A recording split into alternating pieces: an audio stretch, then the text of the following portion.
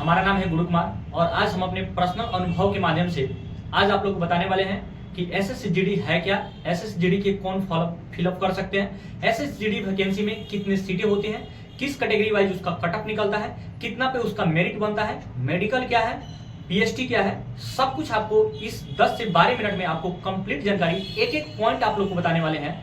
ऐसा नहीं, ये हमारा जो अनुभव है एटलीस्ट हमने 4 बार एसएसजीडी को कंप्लीट भी किया है और फाइनल मेरिट तक भी पहुंचे हैं। तो आइए हम लोग वीडियो को स्टार्ट करते हैं। सबसे पहले बता दें आपको कि जो एसएसजीडी है ये 10th लेवल की वैकेंसी है, जिसको अगर हम एलिजिबिलिटी की बात करें इसमें वही बच्चे वही छात्र वही छात्रा एलिजिबल है जिनका एटलीस्ट 10th पास है। दूसरी बात रही कि इसमें क्या क्या सिलेबस होती है। इसकी सिलेबस देखिए, इसमें 4 प्रकार की होती है। कोई बच्चा होता है जो हिंदी मीडियम से भी पढ़े हुए हैं, इंग्लिश मीडियम से पढ़े हुए हैं, तो यहाँ पे उनके लिए दोनों ऑप्शन होता है, या तो आप हिंदी चूज कर ले या तो आप इंग्लिश चूज कर ले।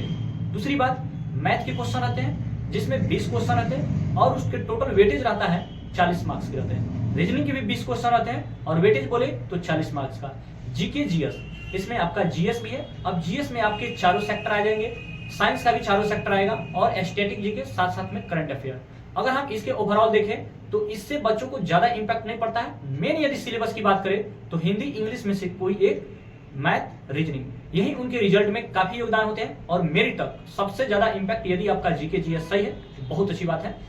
चलिए, अब ये तो रही कि टोटल 40-40-40 यानी कि 4 सेक्टर मिलके 160 मार्क्स के क्वेश्चन पूछते हैं। ठीक है, अब हम बात करते हैं कि 160 मार्क्स में कितना पे, अगर हम बोले तो फर्स्ट यानी कि पीटी आपका क्लियर हो जाएगा।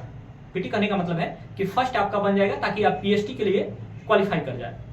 तो रही बात कि अब इसमें हमारे जो भी हमारे इंडिया है इसमें 3 प्रकार के क्षेत्र बांटे गए हैं। एक जनरल कैटेगरी आते हैं, एक नक्सल आते हैं और दूसरा एक बॉर्डर डिस्ट्रिक्ट आते हैं। ठीक है, तो सबसे यदि हाई कटअप देखें तो जनरल कैटेगरी का जाता है, उसके बाद से देखें तो इसमें नक्सल का जाता है और सबसे लोएस्ट कटअप की बात करें तो बॉर्डर कैटेगरी का जाता है। ठीक है, एटलीस्ट आप समझिए कि 80 क्वेश्चन है, 80 क्वेश्चन में आपके 55 से एबव हो रहे हैं तब भी बॉर्डर में बनेगा या तो नक्सल में बनेगा या जनरल में बनेगा। रही बात कि जो बच्चे, अब इसके बात कर लेते हैं कि अगर इसमें क्वालिफाई कर गए टोटल, तब उनके जो दूसरे टर्म है वह क्या होता है कि जब वो पीएचडी के लिए जाते हैं तो पीएचडी में आपको अलग अलग सेक्टर होता है। जैसे कि लड़कियों के लिए 1600 मीटर की रनिंग है, लड़कों के लिए 5 किलोमीटर की रनिंग है जिसमें टाइम दिया जाता है, ड्यूरेशन टाइम 24 मिनट का होता है। ठीक है, अगर उसमें बच्चे अपियर होते हैं तो सबसे पहले क्या होता है, तो उनका सबसे पहले होता है कि हाइट नापा है, जो कि हाइट का क्या है, लड़कियों के लिए बात करें तो 157 सेंटीमीटर है, लड़कों के लिए बात करें तो 170 सेंटीमीटर है। अब जब हाइट आपका ठीक है उसके अकॉर्डिंग आपका वेट होता है, वेट भी सही है तब होता है चेस्ट एक्सपेंशन। अगर हम बात करें लड़कों के लिए तो कम से कम चेस्ट एक्सपेंशन 80 सेंटीमीटर होनी चाहिए। 80 से आपको 5 एक्सपेंस करना होता है, यानी कि 85 पुगा दीजिएगा उसमें सेलेक्ट है। लड़कियों का कोई चेस्ट मेजरमेंट नहीं होता है। और बात करें कि हम लोग जब भी एलिजिबल हो जाते हैं तब रनिंग के लिए सभी बच्चों को क्वालिफाई कर दिया जाता है। जैसे ही रनिंग में पहुंचते हैं सभी को अपना अपना ट्रैक दे दिया जाता है और रनिंग में जो क्वालिफाई कर लेते हैं उनका क्या होता है, देखिए पहले जो होता था डॉक्यूमेंट वेरिफिकेशन बाद में होता था, लेकिन 2024 से डॉक्यूमेंट वेरिफिकेशन, मेडिकल और री मेडिकल सभी को मर्ज करके एक साथ लेने की कोशिश कर रहे हैं एसएससी। अब बात आता है कि यदि डॉक्यूमेंट वेरिफिकेशन में क्या क्या उसको चाहिए। डॉक्यूमेंट वेरिफिकेशन की बात करें तो यदि ये तो स्टैंडर्ड है कि आप 10th तक एलिजिबल है तो 10th का एक आपके मार्कशीट होना चाहिए। दूसरी बात कि आपके प्रोविजनल सर्टिफिकेट होना चाहिए। अगर आप हायर क्वालिफिकेशन में डाले हैं कि हमने 12th पास है या आपका ग्रेजुएशन है तो वो भी डॉक्यूमेंट्स वहां पे आपके लिए मैंडेटरी हो जाते हैं दिखाना। अब ये जब दोनों दिखा देते हैं तो आपका साथ साथ में जो भी ब्लॉक से बनवाया जाता है, यदि आप जनरल कैटेगरी से नहीं है, ओबीसी से हैं, एससी से हैं, एसटी से हैं, तो आपके कास्ट सर्टिफिकेट भी लगते हैं। और कास्ट सर्टिफिकेट कब का लगते हैं तो एक एसएससी अपना क्रूशियल डेट जारी करता है उससे पहले का होना चाहिए। ठीक है, उससे पहले का होना चाहिए तभी, अन्यथा आपको जनरल में डाल दिया जाता है। दूसरी बात रही कि अब जिसका डॉक्यूमेंट वेरिफिकेशन हो जाता है उसको क्या होता है, तो डॉक्यूमेंट वेरिफिकेशन के बाद उसको मेडिकल का टर्म मिलता है। अब मेडिकल में यदि हम लोग बेसिकली देखें तो मेजर उसका फोकस होता है आइस पे, यानी कि आंख आपका 6/6 से कम 6/9 होना चाहिए। अगर 6/10 है, 6/12 है तो फिर आपको समस्या हो सकती है। दूसरी यदि हम देखें तो नौकरी भी चेक होती है।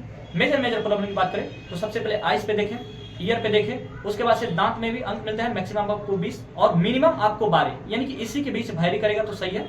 और आजकल यदि हम इस मेडिकल की बात करें तो सबसे ज्यादा जो अनुभव रहा है बच्चों को जो बाहरी प्रॉब्लम है जिस पे वो ध्यान नहीं दे रहे हैं, जैसे कि उनका मेडिकल हो गया। मेडिकल में आपको सबसे बेसिकली बात करें तो हीमोग्लोबिन से भी बहुत बच्चा छंट रहे हैं, हाइपरटेंशन से छंट रहे हैं। तो ये भी मायने रख रहा है कि आपकी के मेडिकल में जो भी अगर आगामी आपका एग्जाम है या आप मेडिकल में जा रहे हैं तो इन सब छोटी छोटी बातों को भी ध्यान रखिए। और अपना नोकनी, फ्लैट फुट, ये कॉर्नर, ये जो शोल्डर बोलते हैं सबके चेक हो रहा है। इसके बावजूद अपना कान सब कुछ साफ करा के जाए। और जब जिस बच्चे का मेडिकल क्लियर हो जाता है तो वहीं पे डीबी भी हो गया, मेडिकल भी हो गया। अगर मेडिकल में कोई बच्चा का किसी चीज में पॉइंट मिल जाता है तो उसको वहीं पे री मेडिकल मिल रहा है, और री मेडिकल के लिए आपको टाइम नहीं मिल रहा है। री मेडिकल उसके तुरंत बाद 1 दिन बाद ही कराया जा रहा है। अब री मेडिकल में भी जो बच्चा फिट है, तो पहले क्या होता था 2024 से पहले यदि हम लोग बात करें तो अलग अलग कटअप निकलते थे। जैसे कि आपका 160 मार्क्स में पहले पीएचडी के लिए अलग कटअप निकला, फिर मेरिट के लिए अलग कटअप निकलता था। अब दोनों मर्ज करके एक कटअप निकाल रहा है। तो इस सब करने के बावजूद एक आपका फाइनल कटअप निकल रहा है। उस कटअप के बेसिस से आपको जिस जिस पोस्ट का रेफरेंस डाले हो, जैसे इसमें बात करें तो सबसे हाईएस्ट पोस्ट एसएसएफ, फिर NIA, CISF, SSB, ITBP, CRPF, BSF, जितने भी पोस्ट होते हैं सब अपने रेफरेंस के अकॉर्डिंग होते हैं। जितना आपका मार्क्स रहता है, जो आप रेफरेंस डाले हैं, उसी के अकॉर्डिंग आपका फाइनल सिलेक्शन होता है। तो आई होप एसएसजीडी के बारे में आपको कंप्लीट नॉलेज मिला होगा। मिलते हैं अगले वीडियो में, तब तक के लिए बाय बाय, जय हिंद, जय भारत।